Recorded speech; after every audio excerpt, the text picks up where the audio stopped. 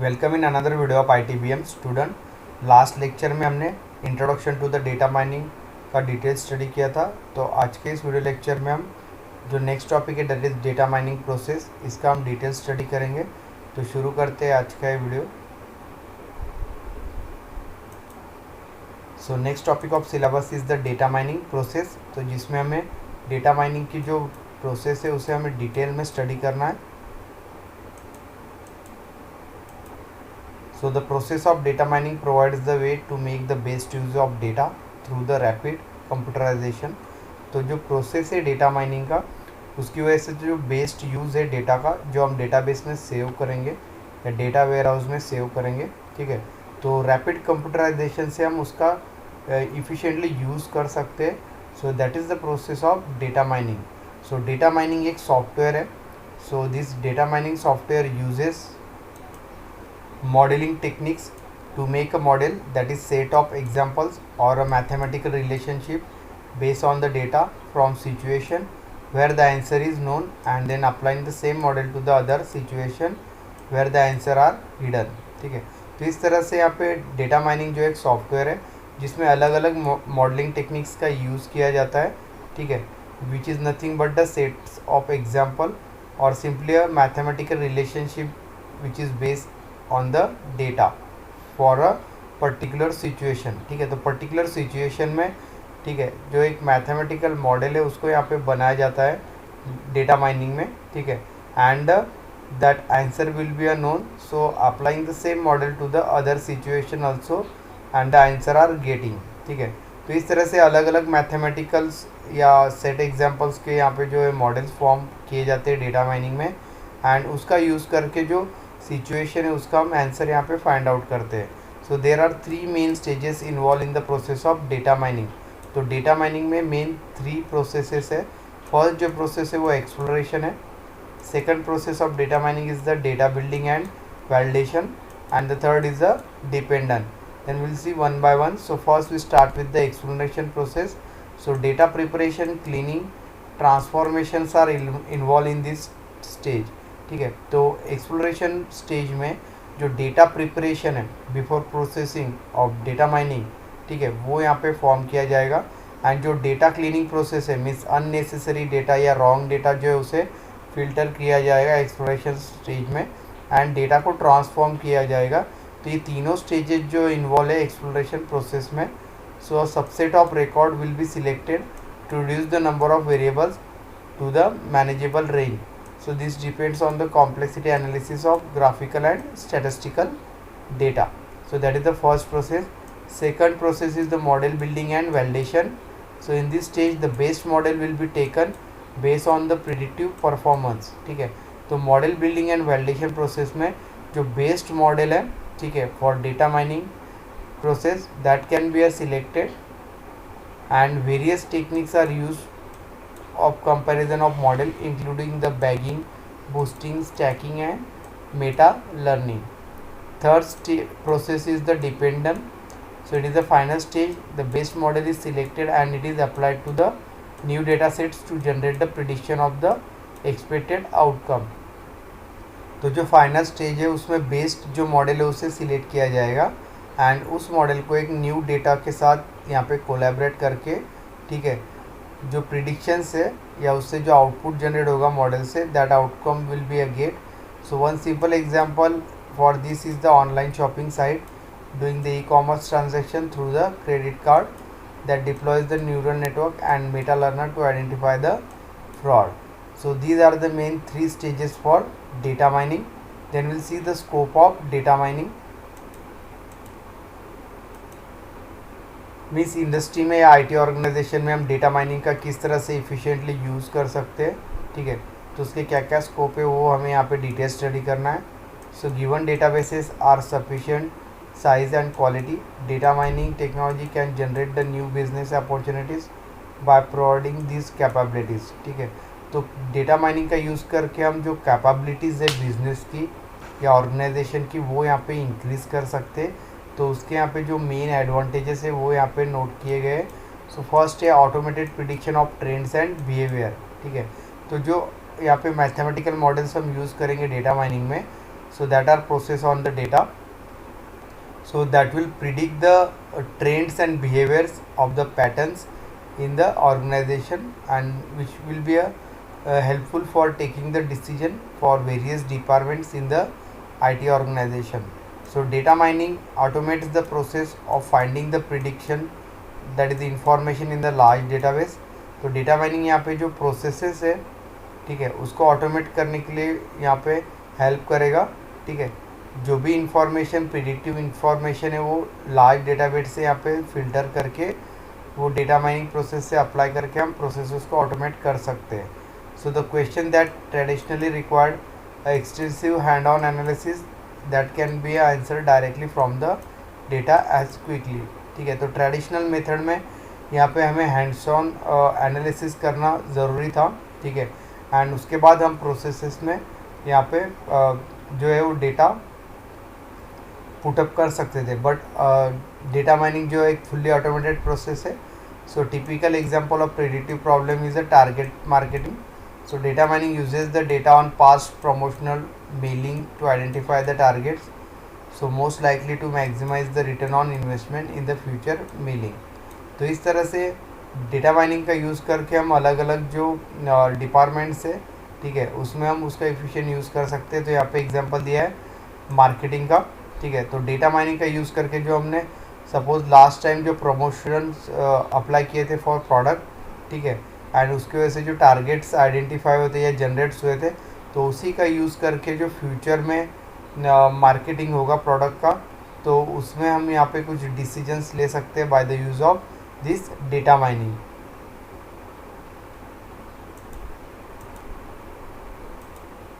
Second scope of data mining is the automated discovery of previously unknown pattern. So data mining tools sweep through the database and identify the previously hidden patterns in one step. So for example, pattern discovery is the analysis on retail sales data to identify the seemingly unrelated products that are often purchased together. So other pattern discovery problem include the detecting the fraudulent credit card transaction and identifying the anomalous data that could represent the data entry keying errors, ठीक है। तो इस तरह से जो unauthorized use है यहाँ पे क्रेडिट कार्ड ट्रांजैक्शन का, ठीक है, या फ्रॉडल्ट क्रेडिट कार्ड ट्रांजैक्शन से, उसको हम यहाँ पे अवॉइड कर सकते हैं by the use of this automated discovery of previously unknown patterns का यूज़ करके, जो कि डेटा माइनिंग में यूज़ होता है। So the data mining techniques can be a benefit for automation on existing software और हार्डवेयर प्लेटफॉर्म। तो जो सॉफ्टवेयर और हार्डवेयर प्लेटफॉर्म्स हम ऑर्गेनाइजेशन में यूज़ कर रहे हैं, तो उसी का यूज़ करके हम ऑटोमेशन फॉर्म कर सकते हैं by the using this data mining, or can be implemented on the new system as the existing platform are upgraded and the new products are being developed. And the third scope of data mining is the databases can be a larger in both depth and breadth. तो जो database हम use करेंगे data mining के लिए, ठीक है, so that database will be a larger one. So it consists of more number of columns and more number of rows, ठीक है, because the data will be saved in terms of tables and each table has a number of columns and number of rows, ठीक है। तो यहाँ पे रोज़ में जो है वो रिकॉर्ड्स रहेंगे एंड कॉलम में जो रहेगा वो यहाँ पे एट्रीब्यूट्स रहेंगे ऑफ अ टेबल, ठीक है।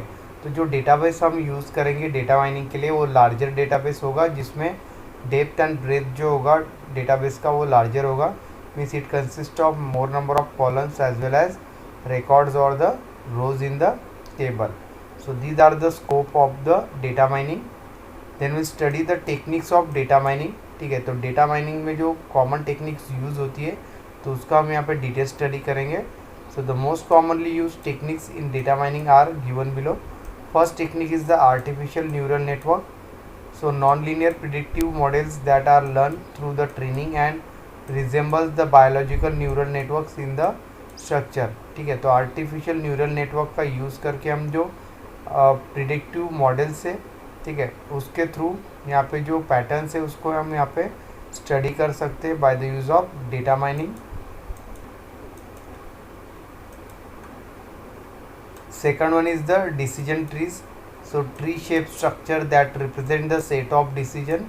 So this decision generate the rules for classification of data sets. ठीक है, तो ट्री शेप जो स्ट्रक्चर है, ठीक है, तो वो रिप्रेजेंट करता है यहाँ पे डिसीजंस, एंड जो डिसीजंस के लिए जो रूल्स या क्लासिफिकेशन है डेटा सेट के, दैट इज नेसेसरी.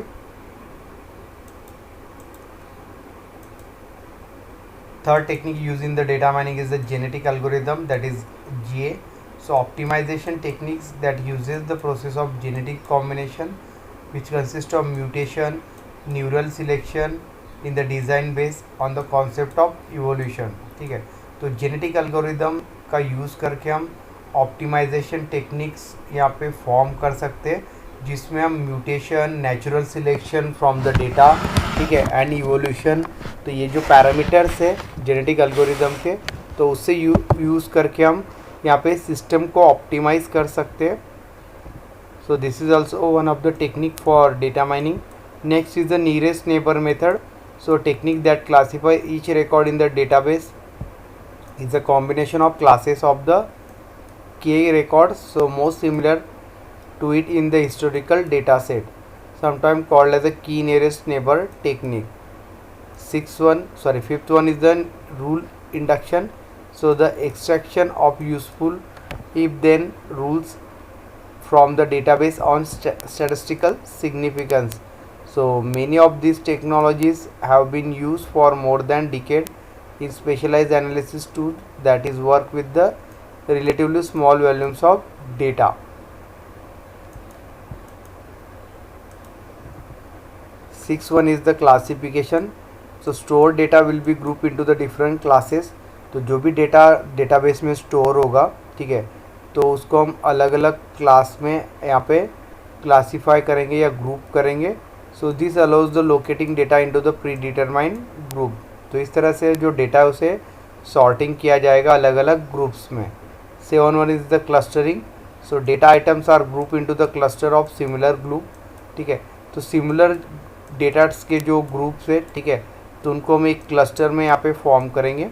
ठीक है, so it may be a और it may be a hierarchical or non-hierarchicals. 8 is the regression. In this method, it uses the numerical data set to develop the best fit mathematical formula. ठीक है, तो regression में जो है जो numerical data है उसके लिए जो बेस्ट मैथमेटिकल फार्मूला है उसे यूज़ करेंगे. ठीक है, so this formula can be use to feed the new data sets and get the better prediction from it. Next one is the association. So it is the rule of X is greater than y such that x and y are the data item sets. And the 10 is the sequential pattern matching. So it allows the predicting the behavior patterns and train based on the sequential rule, that is a is greater than b, or which implies event b is always followed by the a.